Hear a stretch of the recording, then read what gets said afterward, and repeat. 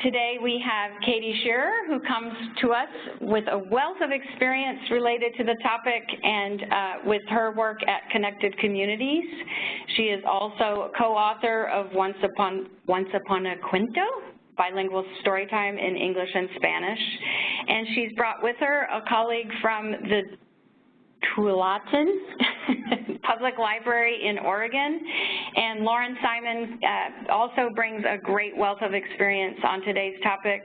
We're so happy to have both of you here today. Thank you so much.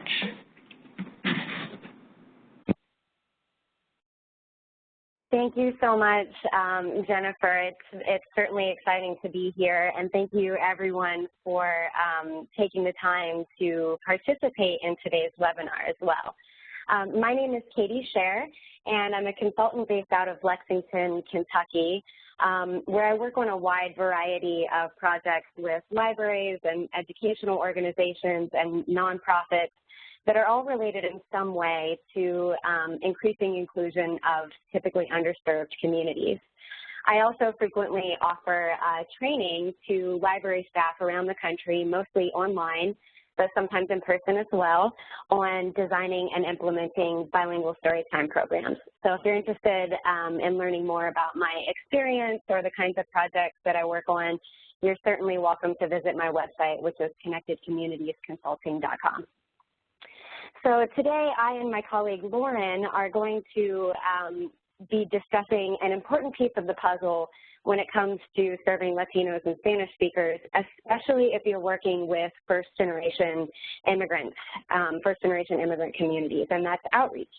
So I'm going to be presenting an overview of what outreach is, why it's necessary, and how to get started.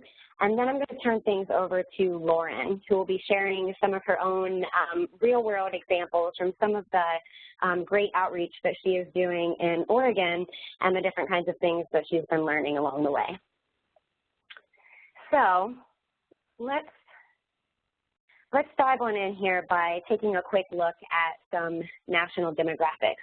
Some of you are probably aware already that the Latino population is the largest minority group in the United States, and it's also the youngest.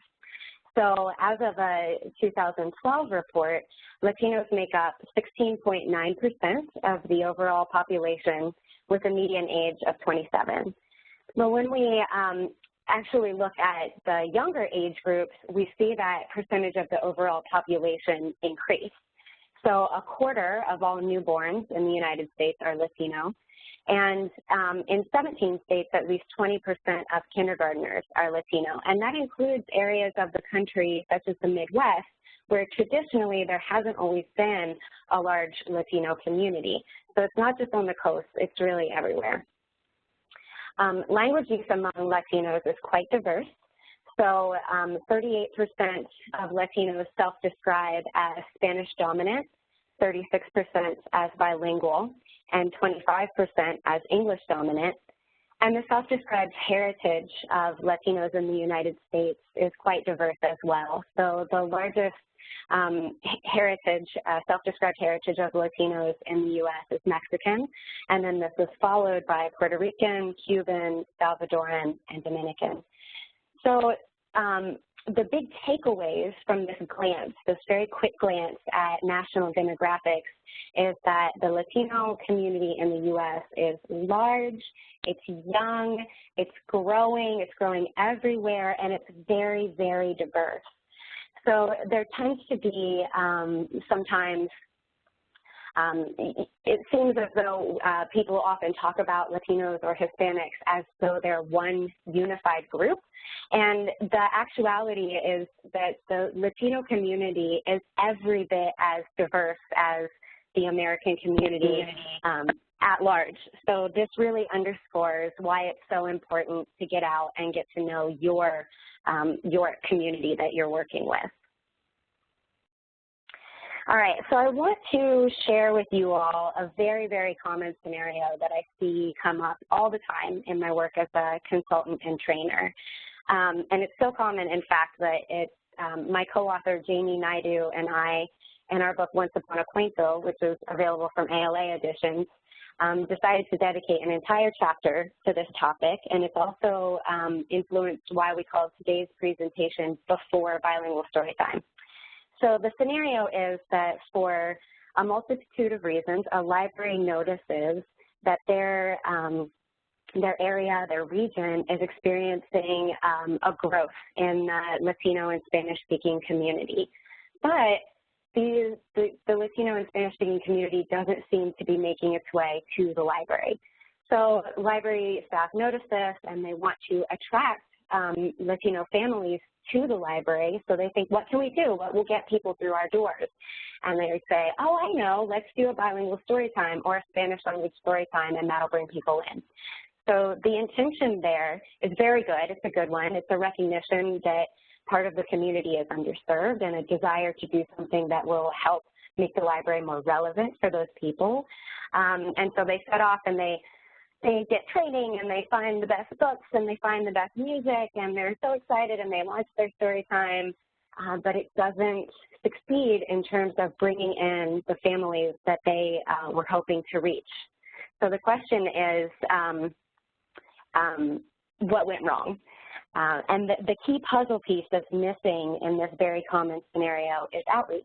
So actually getting out of the library and meeting the community where they are to learn about their information needs and build relationships. So at this point, actually, we are going to open things up. I'm going to turn it over to Jennifer to explain how to do this, but we're going to open things up so that we can get you all to tell us how or where your library fits on the continuum of outreach services to Latinos and Spanish speakers. Excellent. Thanks, Katie. Yep, just a little orientation to our annotation tools. If you're new to Web Junction webinars, we like to give you access to those tools. So to find them and test them on this screen, you can go to the top left corner of your view and click on that marker, and that will open your panel view of the annotation tools. Go halfway down that set of tools to the square, and then you'll see there's a little option to select more under the square and find that check mark. And excellent, great to see folks testing here. I'll give you a few more moments to test. Excellent. Yeah, and you can just make a nice little check mark. I know people have figured out how to make the big check marks, but let's keep the small ones. All right, now we're going to ask you to pause your annotation tools so you don't confuse the next slide. Katie, I'll let you decide when to advance. Okay, great. So here's our continuum. On the far left, that would be if your library really doesn't have any dedicated services or outreach to Latinos and Spanish speakers. And on the far right would be if you have a really active outreach program that's translating into thriving library use. So it looks like most folks are falling somewhere in the middle. Okay, great. So I'll give it a few more seconds, and it looks like most folks are done at this point. So I'm going to go ahead and move on from this slide so we can keep talking. And thank you for sharing, everyone. All right, so let's talk about some of the reasons why outreach to Latinos and Spanish speakers, again, particularly when you're working with immigrant communities, is so critical. One reason outreach is necessary is to build awareness. So I interviewed a library staff person at the Boone County Public Library in a rural area of Kentucky. Her name is Adriana Silva for Once Upon a Cuento, and she's doing some great outreach work at her library. And I want to share with you a quote from her. She describes the perception of libraries among the Latinos that she serves by saying, quote, "In Mexico and Guatemala, libraries are just buildings full of books. There are no community services. It just isn't something they saw growing up," end quote. And keep in mind, this is one person's perspective, but it does kind of shed some light on why that work to build awareness may be necessary. There's some data that we can look at around this too. So a 2015 study that was published by the Pew Research Center Hispanic Trends Project, it was a study on Latinos and public library use, found that foreign-born Hispanics were less likely than U.S.-born Hispanics, whites, or blacks to have used the public library, and that only 1/3 of immigrant Hispanics reported thinking that it would be very easy to use the public library if they wanted to do so. So there may be a very real perception barrier. It may be unclear what the library offers, who it's for, how to access it, and it may just be that the library just isn't on people's radar. It's not something that they're necessarily thinking of as, oh, that's a place that I should go visit. So another reason for outreach is to meet people where they are. And of course, this is related to the first reason. If people have concerns about going to the library, or if it's simply not on their radar as a relevant place to visit, then the library must be willing to go to people where they are to initiate that first contact. Otherwise, it's not going to happen. Additionally, there could be specific access barriers that are keeping people from making it to the library, and this could be different in every community. So again, it's important to know your individual community, but there could be barriers around transportation, there could be barriers around the hours that the library is open, it could be a variety of things. So if you notice that there are those specific access barriers, going where people are, where they are able to go, helps you to bring the library to them and overcome those barriers. Learning about what people actually want and need from the library is a really important reason for outreach. Just because library staff have an idea of what they think may be relevant and useful for the community, that doesn't necessarily mean that it's accurate. So you can think back to our previous Bilingual Storytime example. There may be something else that is actually addresses a more pressing need in people's lives that would be more useful. But the only way that we can find that information out is to go out and meet people and get to know about their lives and find out what it is that they actually want and need. And then finally, perhaps the most important reason for setting up a strategic outreach process is to build relationships and establish trust within the community that you hope to serve. So there are many reasons why Latinos and Spanish speakers may be wary of using the public library. By giving the library a human face, establishing a presence in the places where people already feel safe, and gaining the confidence of trusted community leaders who can then help to advocate on the library's behalf, people begin to have a reason to feel comfortable with the library and to feel welcome visiting it. So that's the why. Let's talk a little bit about the how. How do you do it?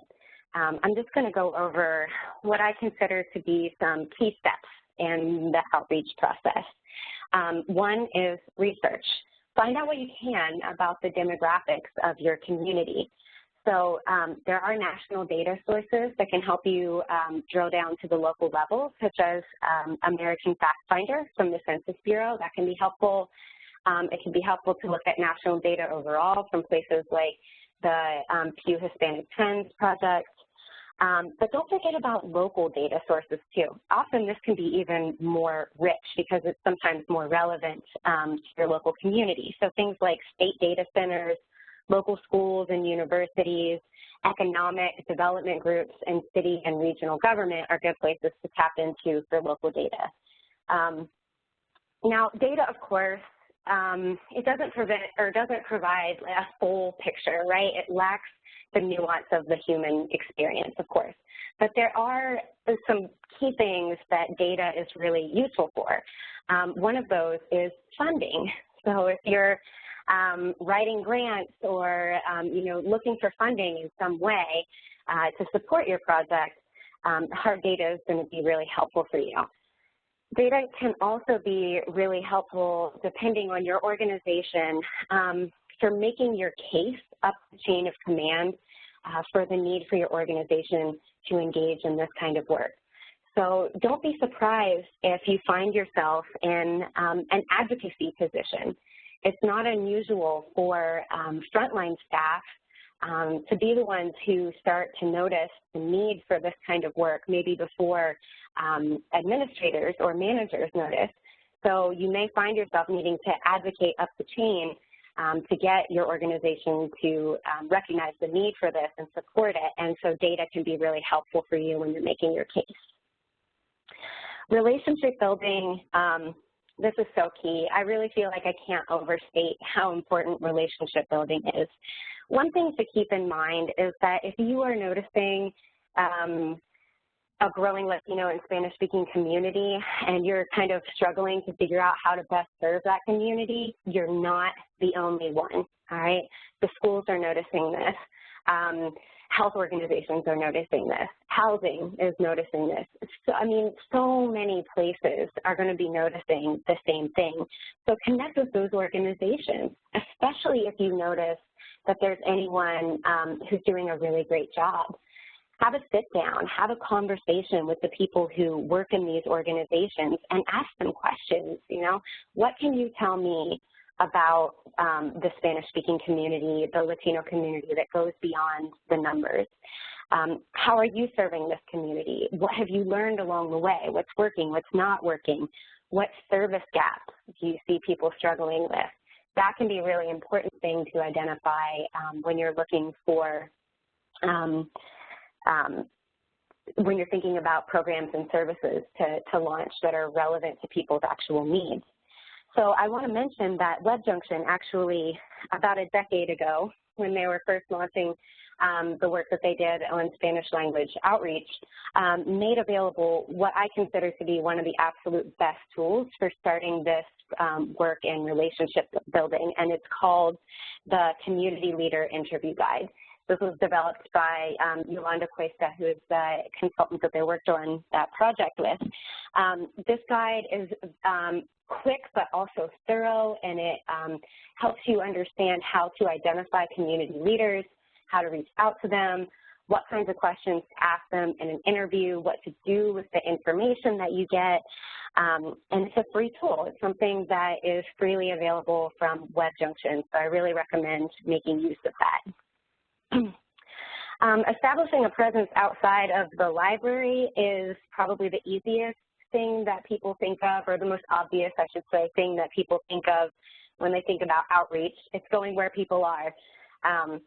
So the families that you're wanting to serve may already be a regular presence at a local community center, a church, a park, a local business office, or really potentially any location. It's a little bit of a scavenger hunt because every community is different in this way. And it's just really going to depend on your community. But when you get out there and you find out where people are and where they feel safe and what are the organizations that they're visiting, see if you can visit. See if you can come by and talk about the library or give away some free books or do a free program so that you can start to give the library a human face. Remember, this is about building awareness and building relationships, and you're the human face of the library. You're inviting people to come and see you, to come and visit. And don't let a lack of Spanish language skills keep you from doing this. It may be that you don't have any staff that speak Spanish, but this organization or this other place where people go do have staff who speak Spanish. And if you can connect with them, get them to understand the value of the library and what it is that you're offering, they would be really happy to help you and to provide some translation and to help you overcome that barrier. But you won't know until you get out there and try and see what kind of partnership you can come out with. A few more things to talk about. One of them is marketing. Want to clarify here, the entire outreach process is marketing, the whole thing. You're researching a targeted service group, and then you're responding to that information that you find out. However, when most people think of marketing in the context of the library, we're thinking about advertising or how to promote a specific program, and typically this isn't necessarily a library strong suit, right? So typically libraries tend to post flyers and put something on their website, and that's about it. And that can be helpful for getting the information out to people who already know where to find it, but it doesn't necessarily help you connect with people who aren't already library users. So yes, it's going to be important to translate your flyers into Spanish, but I want to encourage you to think bigger than this, and especially think about working with local Latino and Spanish language media, because very often, even in small markets, even in small towns, there's at least a bilingual paper or a Spanish language paper or a radio station or maybe even a TV station that tend to focus on local issues and local things that are going on in the community. So reach out. Is there a way that you could maybe go onto a TV show and talk about summer reading or write an article about the library for a local paper? Just be creative and think about how to get the word out about your programs and services to families who aren't yet library users. And don't make assumptions that they're going to come to you to seek out this information. Internal evaluation means keeping track of quantitative data and individual stories throughout your outreach process, because you can use that to demonstrate the impact that your work is having. Remember, you may kind of have to be making your case up the chain a little bit sometimes, so you can use that information to help make your case. And you can also reevaluate your strategies if you find that your initiative isn't working. However, I want to encourage you to remember to be patient. This work takes time, it really does, and you may not immediately see a large return on your investment. So it's important to keep consistent and keep going rather than abandoning ship too soon, because that consistency is how you're going to develop that critical element of trust. And finally, follow up. Keep the people who are helping you along your way in the loop very, very frequently as far as what you're learning and then what you're doing in response to that. It's really all about building a network here, and you want to maintain those relationships. Think of outreach as being cyclical rather than linear, which pretty much means that it's never done, right? It's never over. So as time goes on, you'll continually be researching data, connecting with community leaders, making efforts to be visible in the community, and spreading the word about your programs and services in creative ways. So make sure that you are keeping people aware of what you're doing, and that you're keeping especially your supervisors and administrators in the loop as well, so that your work is something that's understood and celebrated by the entire organization, and it's not just the work of one person kind of happening off in a bubble. So to sum up this section, I've got 5 just very quick strategies for you before I turn things over to Lauren. If you're at the beginning of an outreach process, my quick 5 tips are to explore your neighborhood, get out of the library, actually see what's going on in your area and meet people where they are, make connections with other agencies. You're not the only ones who are doing this work, so talk with other people and find out how you can leverage your resources together. Conduct community leader interviews. Again, those are so helpful, especially for building those initial relationships. Work with local Latino and Spanish language media if you're able to identify them, and work with your supervisors and administration so that this work can be sustainable over time and isn't just the work of one person. And with that, I will go ahead and turn things over to Lauren, who's going to share with us some real-world examples of what she is doing on the ground in Oregon. You know, I'm going to just jump in really quick, Katie. There were a couple good questions one in particular that I think would be helpful to address before we continue. Can you just quickly, I know we're not talking about bilingual story times necessarily today, but can you just give a response? There was a question that came up. Is there a reason to offer bilingual story times instead of Spanish language story times? Yeah, this is a great question. I could talk about this for a long time. I actually wrote about this in Once Upon a Point, so I wrote a little bit about this because it comes up a lot where people want to know which one's better. Neither one is better, all right? These are both great. They're both great. They just do slightly different things, and they both support bilingualism, but they support bilingualism in slightly different ways. So I'm not going to get too in-depth on that, but I will say that one advantage, I'll give an advantage of both, and then you can kind of make of that what you will. An advantage of Spanish-only Storytime is that it is immersive. And so you can absolutely, you can use more sophisticated books than you can in bilingual Storytime because you're not reading them in both languages, so you don't have to worry about them being as long. And it's really great way to model early literacy practices for Spanish-speaking families. So that's a real advantage. Bilingual Storytime, however, has the advantage of celebrating specifically bilingualism. And in many areas of the country, so I live in Kentucky, and I would certainly say that this is the case here, our communities are pretty segregated. And so there aren't necessarily a lot of places where families can go and celebrate bilingualism in public spaces, especially doing something for free.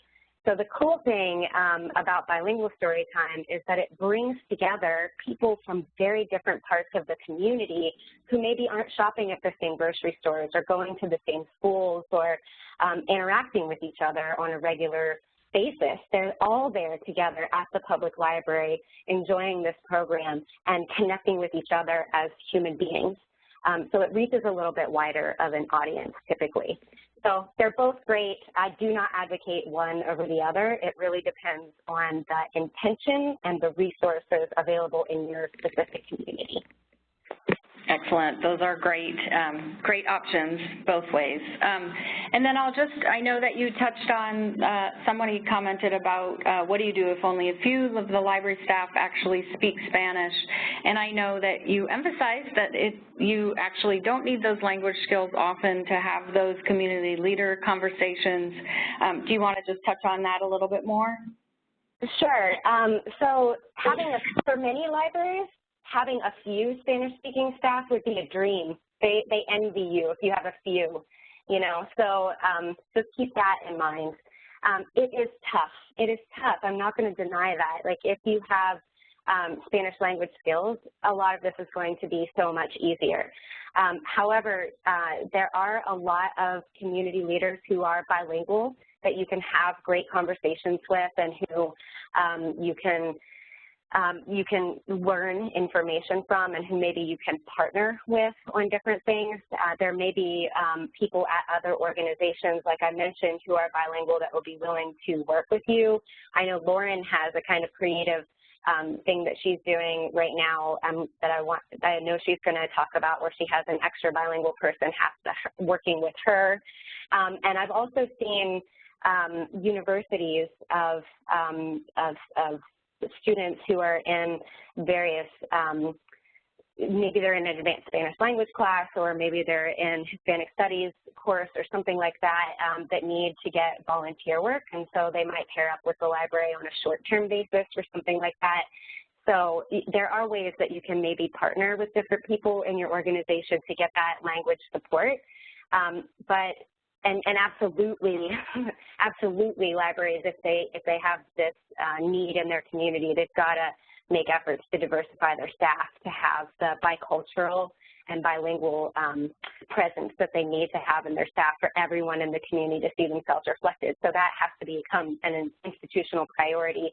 But in the short term, you can still go out there and you can still meet people and make connections and find out what kind of workarounds you can come up with in the moment.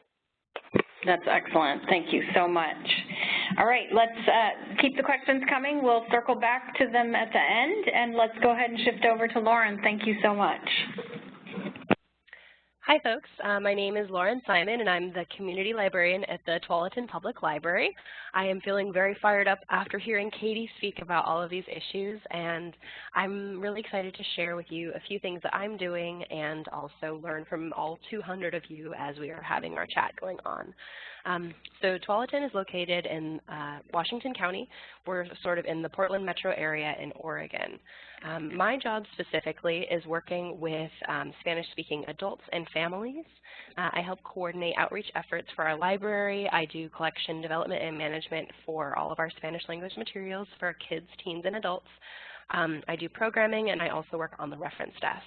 So I get to have a lot of opportunity to engage with the community and do a lot of different things, which is great.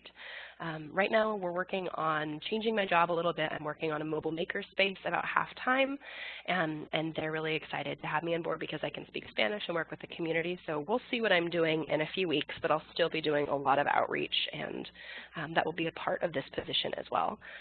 I've been at the Tualatin Public Library for about 2 years. I graduated from the University of Washington iSchool in 2014. Currently, I'm the Vice Chair of the Outreach Roundtable at the Oregon Library Association and the incoming chair. So I've been here for 2 years. My predecessor in this position had a great connection with the community and had done a lot of work, so I really stepped into a position that was well supported, and I've been really able to build on that. I love Tualatin. It's a great place to work, and I'm looking forward to sharing with you a little bit of what we do here. Okay, let's see, it's not letting me, oh, there we go. So just to give you a little snapshot of what our community is like, we are a smaller city, so we have about 27,000 people in our town. We have about 18% Hispanic or Latino population here in Tualatin. Most of those residents are of Mexican descent or are Mexican immigrants. About 14.2% of Tualatin residents speak Spanish. We also have 3 public schools and 1 charter school and 1 Head Start program. And I highlight these things because they're really important for looking at what is happening in your community. So it's a great, really rich, diverse community, and there's a lot going on here.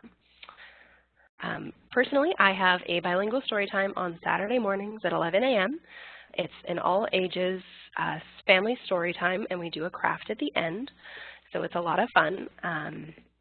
It is still a small story time. For this past year, I've had an average of about 7 adults and 10 children coming to the story time. So the one on the photo on the bottom is more what it tends to look like.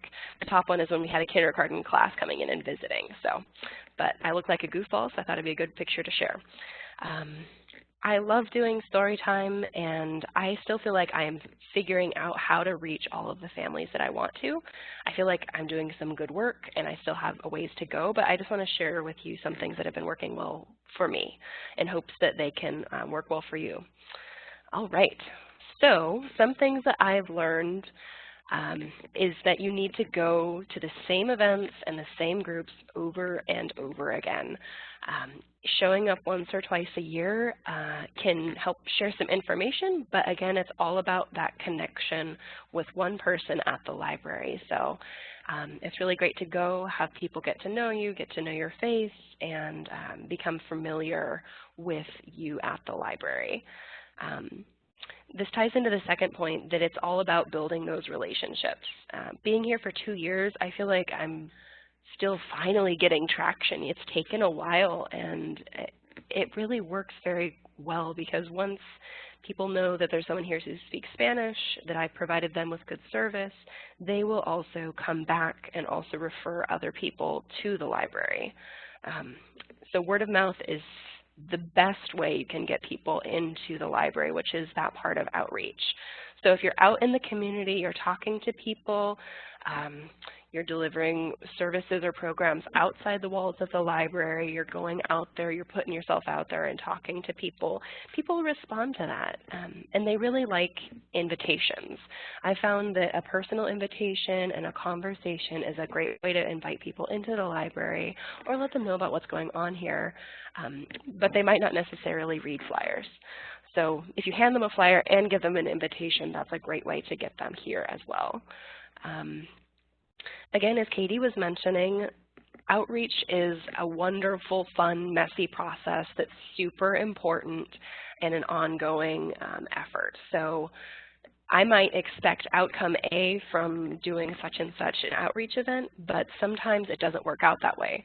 But it doesn't mean I should stop doing what I'm doing. It's just important to keep trying new things, to keep getting out there, to keep talking to people. For example, I thought I was going to a back-to-school night this last fall, but I actually was going to their ice cream social. So I was competing against the playground and ice cream for kids' attention, which wasn't the best place to get them excited about the library. But I did get to talk to the head of the PTA. I got to talk to several families. Some kiddos got some goodies, and I got to share some information about some programs. So I might not go to that event again, but I will go definitely to the back to the school nights and all of the other events that I can get into. So don't give up, keep going. Okay.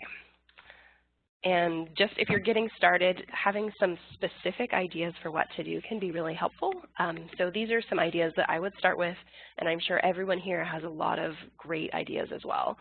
I would call your local schools and see if you can connect with a specific staff member. Sometimes having a person in the school can be a great way to be an advocate for you and to get you in the door. So if you can see if there is a family liaison or a multicultural coordinator who works with Spanish-speaking families, or an ELL instructor or a school counselor, those can be great points for you to physically go in, meet them, get to know you, and then they can invite you into their meetings, which is a great way to connect with families.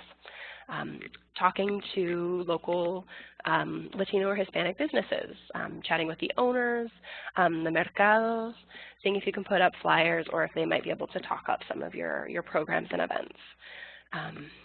Churches are also a great place to get to know people, to connect, to see if you can go to events that they have, see if they have an ESL class that you can visit and talk about the library.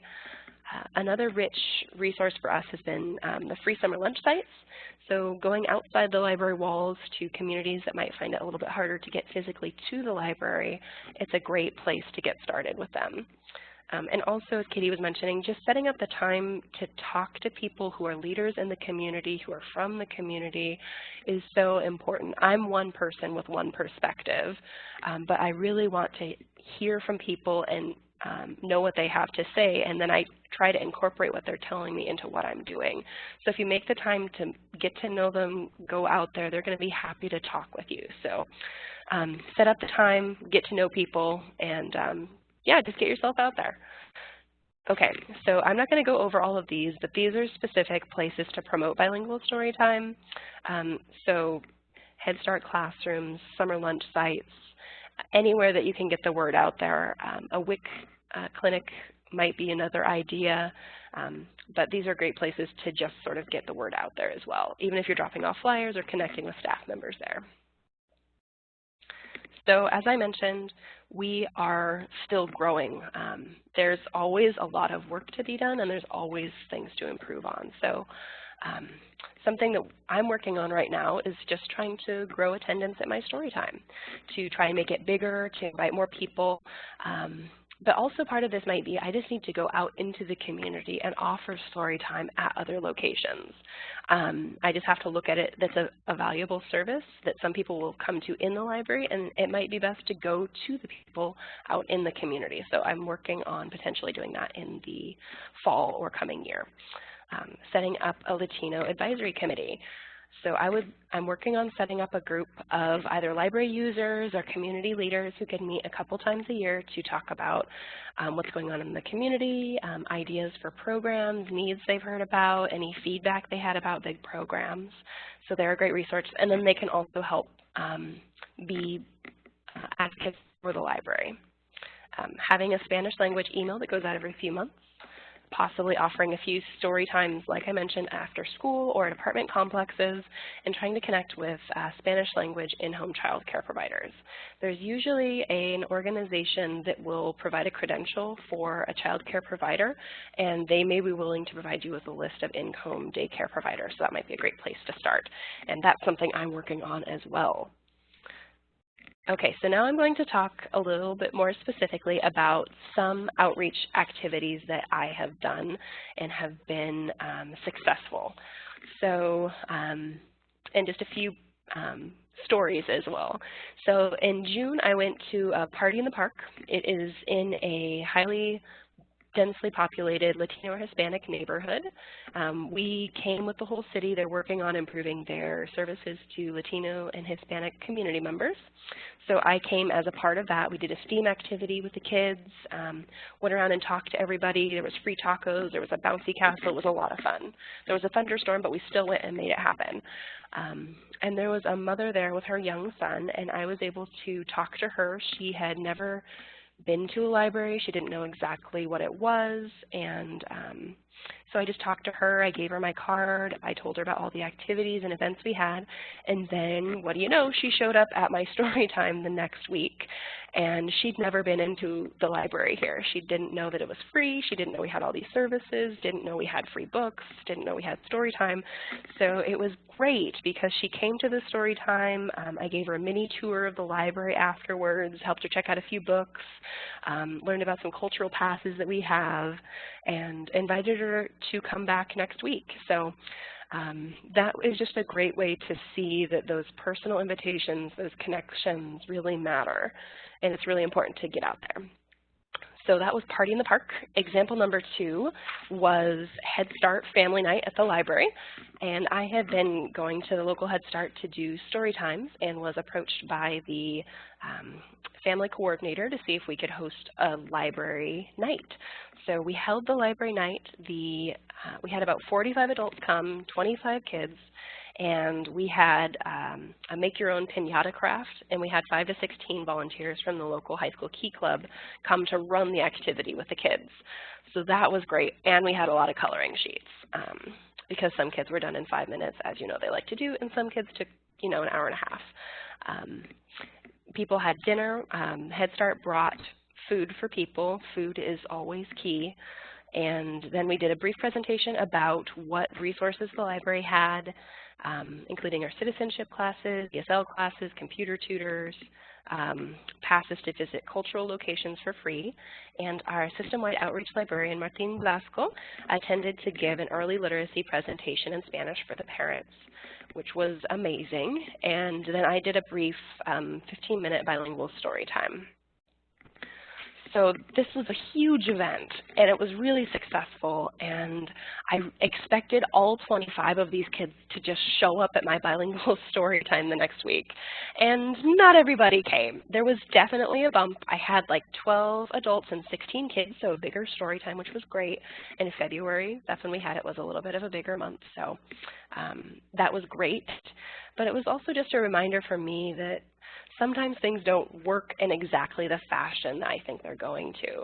But looking at this photo, I can see a lot of these families come into the library, they use the library, I've seen them at different events, and I feel like that to me says that they're either coming in or I'm going out to them, but there's a connection there. And last week, I ran into the mother at a bus stop, and she's like, "Oh yeah, you have the story times, right? Like when can I come?" So, "Oh, I'll come next Saturday. I'll bring my kids and my niece and nephew, and we'll see you next Saturday." So, even though it might not translate immediately to numbers, people remember you and will also make an effort to come whenever it works out in their busy lives. So, success is measured in different ways, but that was a great activity we did. Okay, so example 3, free summer lunch sites. During the summer, there's a free summer lunch program for kids, and in years past, we have visited different locations around the city to sign kids up for summer reading, give away prizes. So we'd usually come once at the beginning, and then we would usually come once at the end of the summer to give out prizes and do maybe a small activity with children. I went to Atfalati Park, which is located on sort of a little bit further away from the library on the other side of town, near Bridgeport Elementary and near the park where I did the Party in the Park outreach event. So it's there's a large population of Latino or Hispanic members, and I went 5 times over the course of the summer, once every other week, and it was great. I did an activity, signed up kids for summer reading, but people were confused about when I was coming. So this summer I just decided to do it every week. I was going to be there on Wednesday from 11:30 a.m. to 1 p.m. I was able to recruit a bilingual intern, a recent graduate from Portland State University. The head of the Chicano Studies department at the university was wanting to encourage students to intern in libraries. So I wrote up a description and sent it out, and I got one very qualified applicant, and he makes time to come down and volunteer even though he's working full-time. And I also have another former teen intern, or former teen volunteer who's back from college on her summer break. And both of these volunteers grew up in Tualatin. They used to play soccer at the park. They went to the elementary school for a while. So these are young adults from the community who are there helping the library, which I'm super excited about. So even if you don't have bilingual staff or a ton of volunteers, check with your local university, with your local Mecha club at high schools, see who else you could partner with to have bilingual volunteers who can come help you and just be a representative of the community as well. So that's a lot of fun, and we're doing STEAM activities each week. So we made fizzy sidewalk chalk this last week, and we're going to make some goo this next week, so it should be pretty fun. So it's a rich collaboration at a location where there's free food and there's a lot of kids. We've had, I think the first 2 weeks we had 50 kids come do the activities and get signed up for summer reading. And this last week we had about 30 kids. So it's huge, it's great.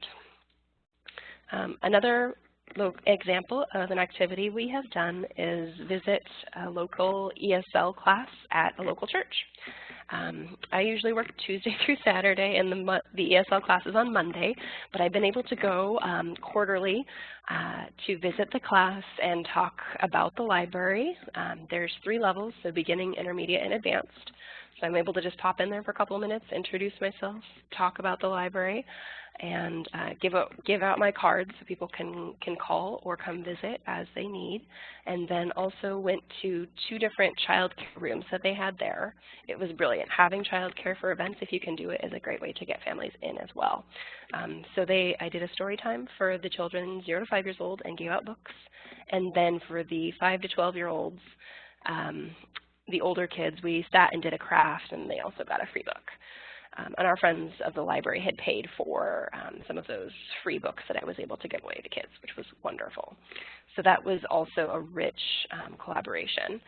And this next fall, I've got funding to pay for a teacher 1 night a week at the church, and they will be providing free childcare. So it'll be a neutral class, a neutral space, and our teacher will be provided there. Members of the community will be able to go to class on Monday nights and then go to class on Wednesday night and have childcare provided there. So that was a really rich collaboration that grew out of our outreach visits. So I will have to report back and let you know how that goes. Another example of what we have here is, or what I have been doing, is Bridgeport Elementary. It's a Title I school here in Tualatin. They have an immersion Spanish program for children and a huge number of Spanish-speaking families and Latino families. So I have been fortunate enough to have a great connection with their family liaison. I've been invited to the events at the beginning of the school year and to come periodically. We also were able to invite them to come to the library, the parents from the Spanish-speaking group, to come to the library to participate in a focus group for our strategic planning process. So that collaboration meant that they got to have a voice in the direction of the library, and we have great support from our managers and administration to making sure we're providing best services to this community. So that was a great place. I learned a lot. If you can run a focus group or even just invite people in with some food and to talk about what the library might be able to offer, they can probably give you some great feedback. And then after I had their focus group, I was like, hey, could I come to your end of the year school event? So I was able to go visit the next week for their last parent meeting of the year, signed up most of the parents for summer reading and also the kids. I told them about the activities that would be happening in the park that's near the elementary school during the summer, and invite families to a few sort of Spanish language summer events.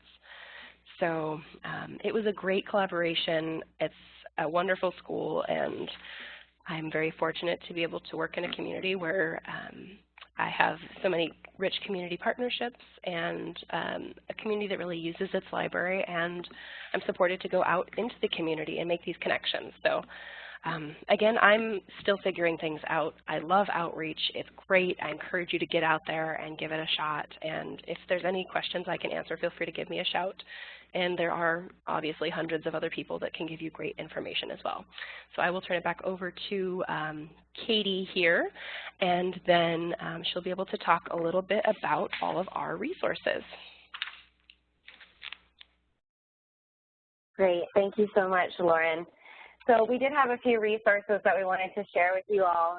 I'm going to go through them really quickly, but I have to, of course, mention Reforma, which, if you don't already know, Reforma is the National Association to Promote Library and Information Services to Latinos and the Spanish-speaking.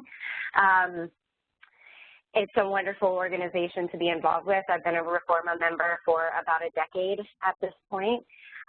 It's an ALA affiliate and actually is quite inexpensive compared to some of the other divisions and roundtables within ALA to be a member. It's and when you become a member, you have access to so many people who are doing great work in all kinds of libraries, not just public libraries, but academic libraries and special libraries, and really doing their best to make sure that those services are inclusive of Latinos and Spanish speakers.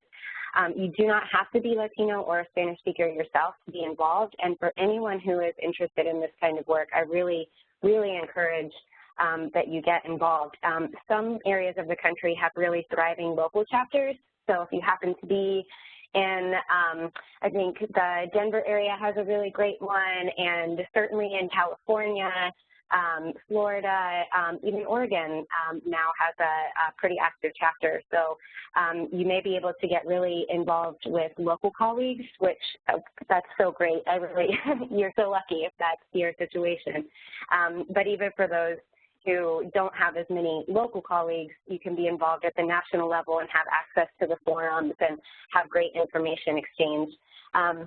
And for me, Reforma has been so valuable because I'm not Latina. And so I do speak Spanish. That's been a huge asset to me in doing outreach work to Latino and Spanish-speaking communities.